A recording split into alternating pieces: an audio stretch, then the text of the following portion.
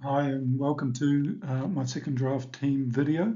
This is FPL Bellville. How's it going, everybody? So, firstly, before we actually get into the team and the transfers and everything I've done since, I just wanted to start off with my basic FPL team structure and principles. So, firstly, I've continued with a Haaland and Salah captain structure.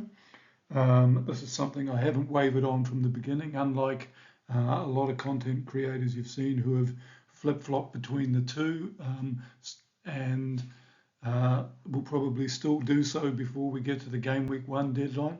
As far as I'm concerned, Haaland and Salah both have had rest over summer and a full pre-season, whereas the likes of the people who will come in instead of them, the Watkins, the Fodens, the Sakas, the Palmers, they've all just been flogged to death over the summer, and the Euros will have virtually no pre-season and will come straight back.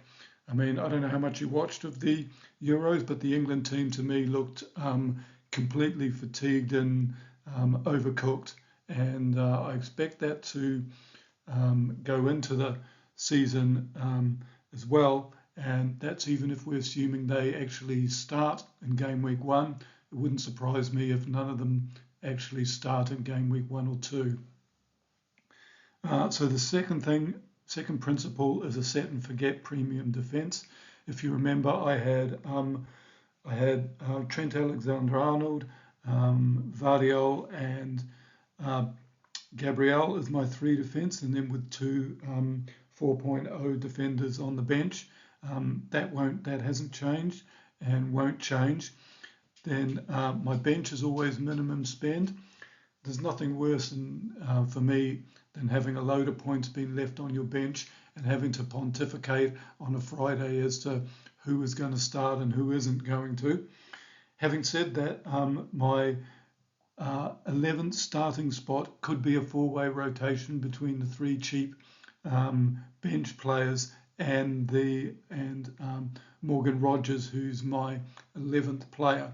I expect him to play most games, especially as the fixtures are generally very good, but I do have that option if I want to.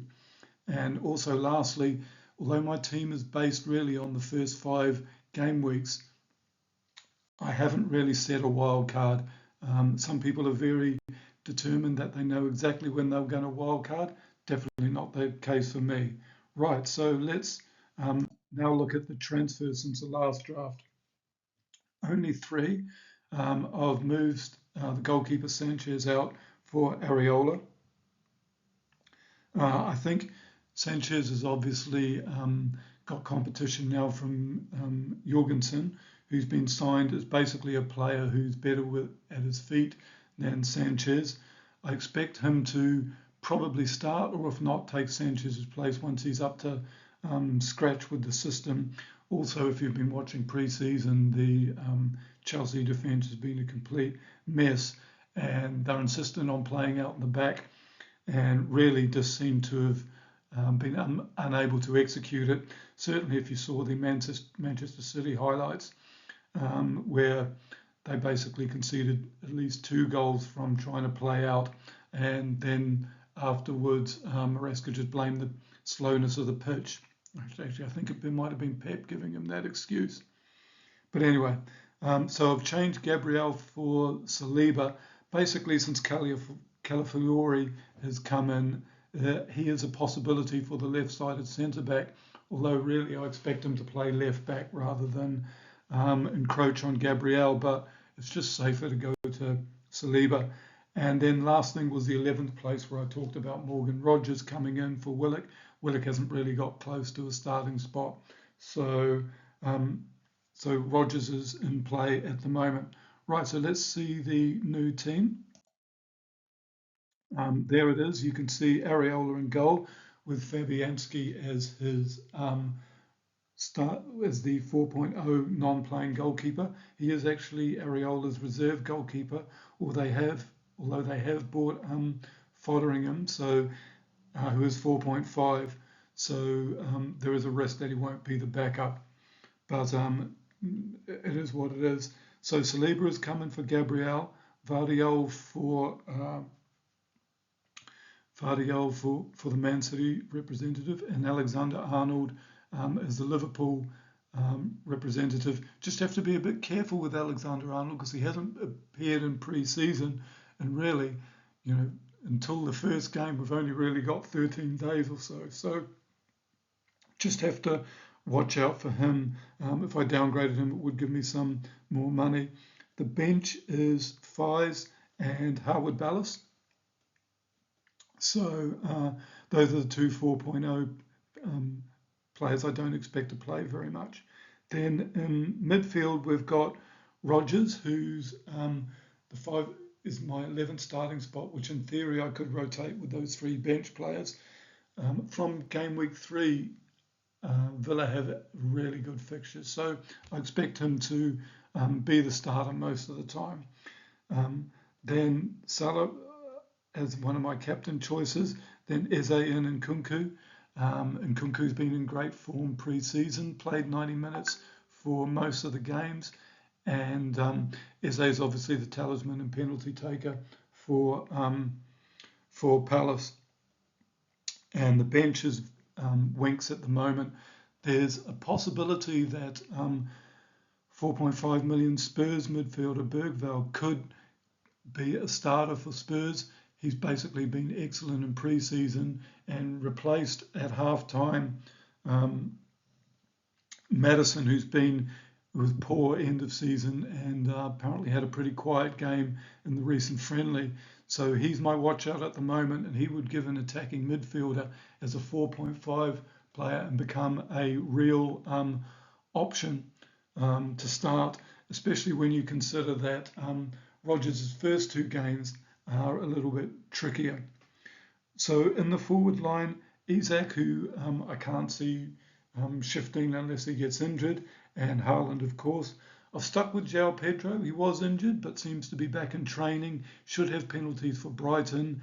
Could be a bit of a minutes risk in terms of coming off for Welbeck Ferguson's injured, so it won't be coming off for him. But he is a bit of a monitor. I don't really want to drop down to Armstrong, who's the other 5.5. I'd rather, Armstrong does have penalties as well, but at the moment 5.5 is all I've got. So let's go through some of the base information I've been using to pick my team. So first of all, I've got this information from Fantasy Football Geek. So basically it's their rankings and projections based on the transfer planner they use. So here's the goalkeeper projections. I never like using anyone more than 4.5. So you can see Areola is the top projected 4.5 goalkeeper over the first few weeks. You can see that his fixtures are a bit mixed, but that in some ways that is less of an issue for a goalkeeper because obviously they get save points, and the more save points potentially leads to bonus points, although that's a bit trickier this season for defenders and goalkeepers. But I'm not spending any more, and you can see that his points per match last season are actually not that different than Alisson, who's a 5.5 goalkeeper. So basically that's who I'm sticking with for the moment. Then moving on to defenders, you can see that the top 3 rated defenders are Alexander-Arnold, Gabriel and Vardiol. I've taken the less risky thing by going with Saliba for mine. But even with the tougher fixtures, so Gabriel is still projected to be the second best point scoring defender over the first 5. That's helped convince me to keep Arsenal in place, whereas many people have decided not to. It also means when game week 6 comes along and Arsenal play Leicester and can't think who the other team is, but basically they have 2 good fixtures. Then there's one less Arsenal player I need to work into my team. So now we're on to midfield. So here I've got Salah as the top projected midfield. You can see he's got 3 good fixtures really in terms of Ipswich, Forest and Bournemouth, and even Brentford and Man United, who are rated slightly difficult, aren't actually that difficult fixtures. Then going through, I've got the highest projected midfielder, sort of under 10 million in Eze in my team. He's sixth ranked there. Then you can see Nkunku, who's the highest projected 6.5 player. So that's one. And I'm just trying to think who the other player is. That's Rogers, who's basically in the cheap rankings for the fourth midfielder. Then on to forwards. So again, I've got the top two projected forwards over the first 5 game weeks in Haaland and Isak, and then really the only cheap player that I've got in there is João Pedro. He's the only one in the rankings and you can see he's got 3 good fixtures there. Just the one hard one against Arsenal. I would like to move to Muniz, who you can see has got Leicester, Ipswich and West Ham at home. He's got great fixtures, but I just haven't got that extra $500,000. So unless things change, which at the moment is potentially looking like it could do with Alexander-Arnold, if I think he's not going to start game week 1, but we'll see. That would completely change the side. And lastly, just on wildcard, my team is set up for game weeks 1 to 5. So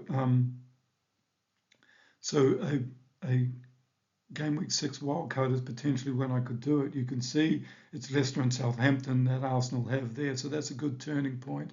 You would bring in two more to have 3 Arsenal players at that point. Then Aston Villa have a fairly good run, and Bournemouth have a couple of good fixtures, although looking like they could actually lose Dominic Solanke at the moment, but we'll see how that pans out. So the other radical solution is to bring it to a wild card for game week 3. And what that would do, it's very early. I don't really like wild carding that early. In an ideal world, I'd probably leave it to game week 10 because then you have more of a feel for where the stats are going to be. But what it would do is allow you to redistribute Salah or Haaland's funds across the team if that's what you chose to do. You've got the 2 Ipswich matches out of the way for both Salah and Haaland, so you could choose whether you're going to. It also means game week 1 and 2, where Spurs played Leicester and Everton, you could triple up in them. And also it gives you a chance to get a few Villa players in because they have a great run from, as you can see, from game week 3 there. And it also means that the players I was mentioning before who played played through to the final of the Euros, and Watkins, Foden, Saka and Palmer, they'll all probably be 90 minutes ready by then. So that will be a major boost in terms of redistributing the sums from Salah or Haaland at the optimum time. One other big advantage is that the first 2 game weeks should give us a chance to see who the favoured Liverpool frontline is apart from Salah, because in Gakpo, Jota, Diaz, and Darwin we have some really great value players. It's just a matter of who's going to start, and when they start, how many minutes will they play. Anyway, that's it for now. I'll definitely do another video before the deadline, so hope you enjoy it, and remember to like and subscribe. Thanks very much, and good luck with your team as well. Leave any questions or comments below.